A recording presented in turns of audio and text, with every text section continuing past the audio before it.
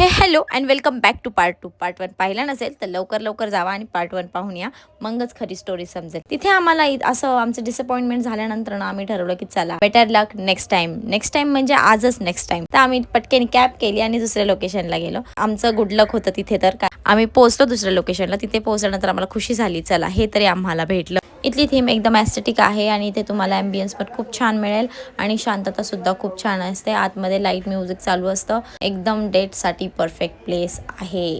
इथे एंट्री केल्या तुम्हाला रिसेप्शन पाहायला मिळतं. रिसेप्शनमध्ये जर तुम्हाला प्री बुकिंग केलं असेल तर तुम्ही ते दाखवू शकता, नसेल तर तुम्ही टेबलसाठी विचारू शकता. आणि इथली एकदम थीम ॲस्थेटिक आहे. इथे आल्यावरती पहिल्यांदा मी पाणी पिले, कारण मला बघायचं होतं की पाणी आणि मोठ्या रेस्टॉरंटमधलं पाण्यात काही फरक असतो का? तसं अजिबात नाही.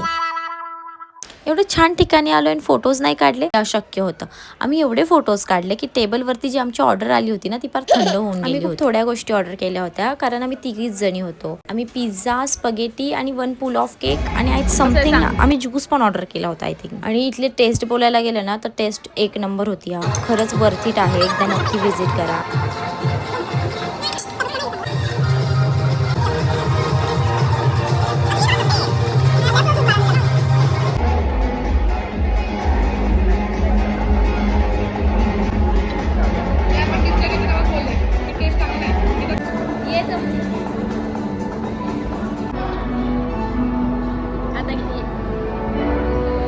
And that's it for our day. अशी होती आजची आमची डिनर डेट.